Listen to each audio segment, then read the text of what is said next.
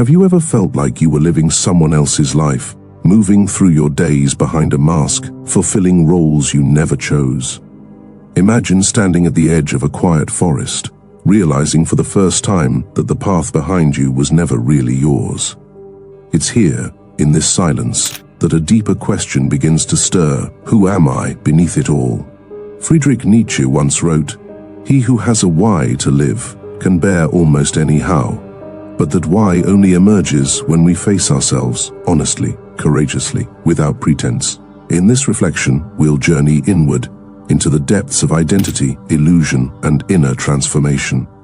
Together, we'll explore how Nietzsche's philosophy reveals that life doesn't truly begin until we awaken to ourselves, not the self handed to us by society, but the one we slowly uncover or even create through struggle, doubt, and fierce honesty.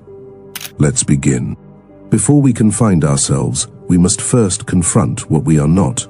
And for many of us, that begins with the quiet realization that we have been living under a mask, perhaps for years, even decades. Nietzsche saw this clearly. He believed that society, in its hunger for order and obedience, does not nurture individuality, but suppresses it. From childhood, we are taught not to ask, "Who am I?" but rather, "What should I be?" And so we inherit a costume: student, citizen, worker, follower. Each role has rules, expectations, and limits, and we begin to wear them so long that we mistake them for our true skin. Nietzsche described this dynamic as herd morality, a system of values not born from the individual's insight, but imposed by the collective. In Thus Spoke Zarathustra, he introduces us to the figure of the last man, a creature of comfort and conformity, one who avoids risk, rejects depth, and prefers safety to greatness. The last man has no hunger for becoming, only for stability. In this light, the modern world, full of social scripts, career ladders, and constant comparison, can become a kind of quiet prison. We play the roles expected of us, not because they resonate with our soul, but because they allow us to belong. But at what cost?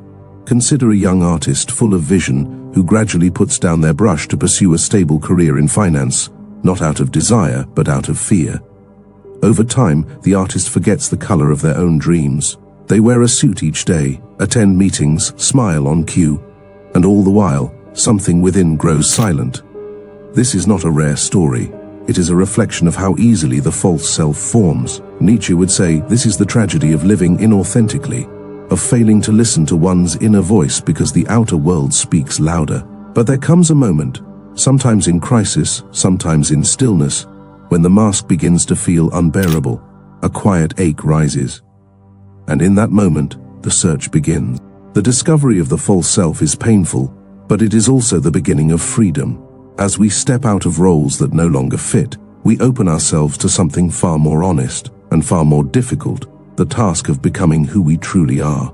And it is in this space of disillusionment that Nietzsche's next insight comes into view, the abyss we must cross if we wish to truly awaken. Once the mask slips and we begin to question the roles we've long played, we are often met not with clarity, but with silence. A silence so deep it can feel like falling. This is what Nietzsche called the abyss, a confrontation with the emptiness left behind when inherited beliefs lose their grip. In The Gay Science, he declared, "God is dead." But this was not a triumphal cry. It was a mourning of certainty's collapse.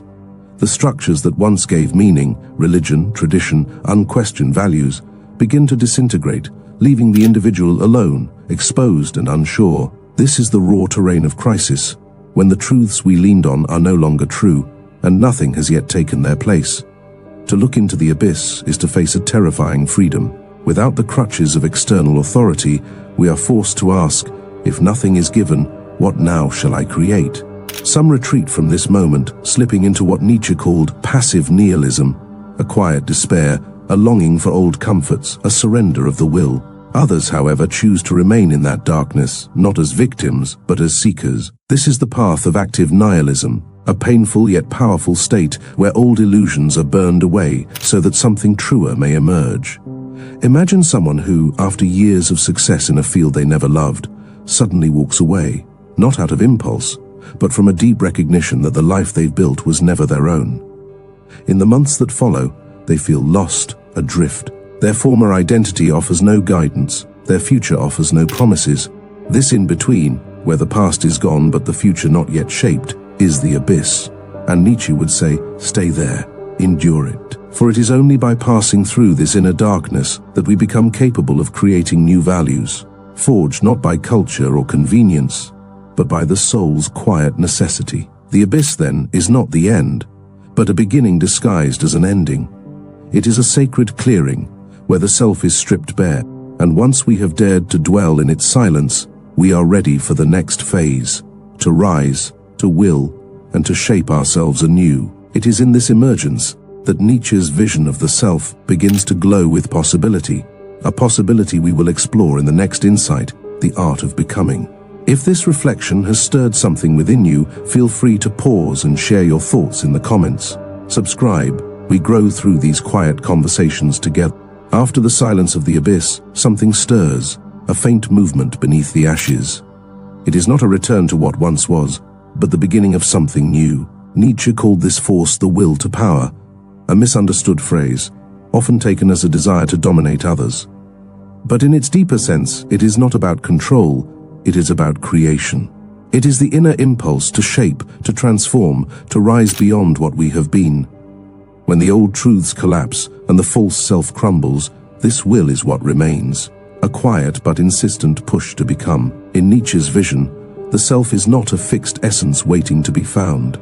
It is a dynamic process, a work of art in progress. To live authentically is not to uncover a pre-existing identity, but to forge one through deliberate choices, through struggle, and through self-overcoming. In Thus Spoke Zarathustra, Nietzsche offers the image of the rope stretched over the abyss, a symbol of the human being as a bridge between the animal and the Übermensch, or Overman. This is not a destination, but a direction, a striving toward a higher form of self, sculpted not by the world but by one's own hand. Picture a person who, having faced the void, begins to rebuild, not according to anyone's blueprint, but through an honest reckoning with what truly matters to them.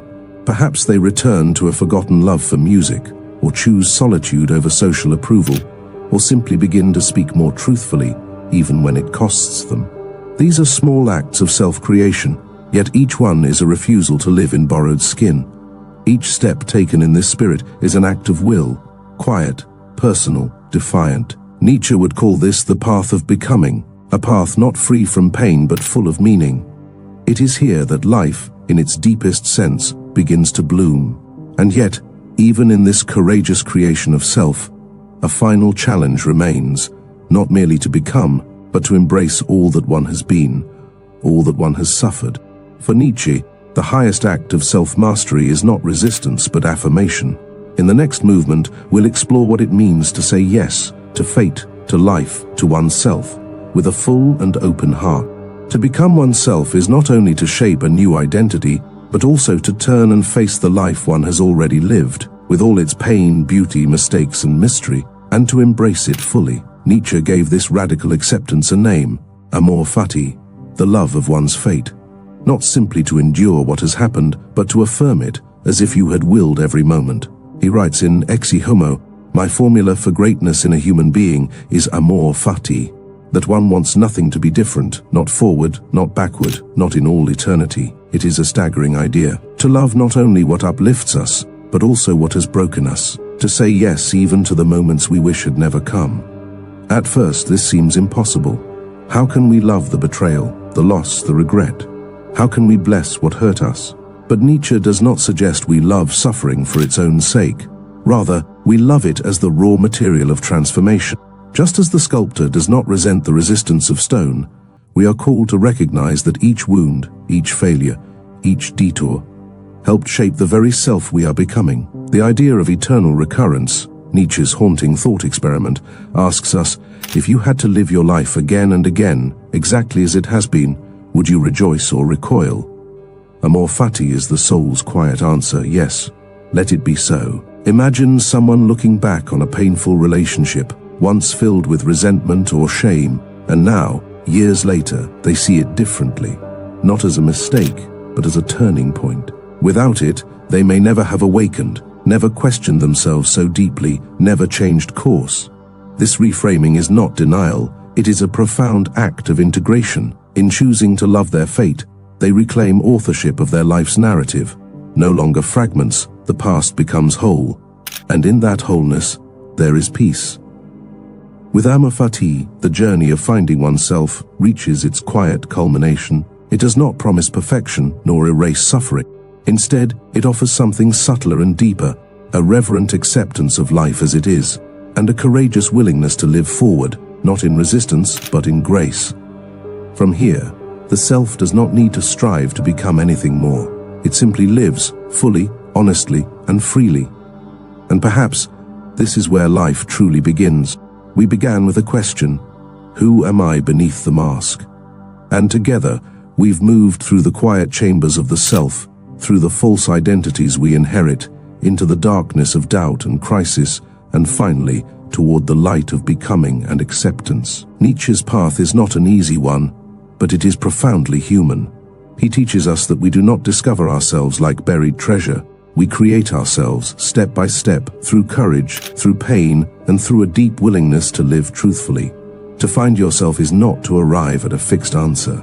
It is to begin walking in alignment with your inner voice, even when the world offers noise instead of silence. It is to choose again and again what matters, not because others tell you it should, but because it burns quietly within you. And when we reach the place where we no longer wish our past away, but can say yes to all of it, even the hardest moments, then something remarkable happens. The weight of life doesn't vanish, but it becomes sacred.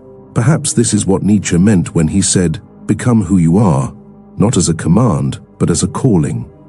A gentle nudge to step into our own becoming, fully, bravely, and with open eyes. Life begins not when everything is clear or easy, but when we choose to live from the center of who we truly are. And in that beginning, there is freedom, there is peace, and most of all, there is meaning.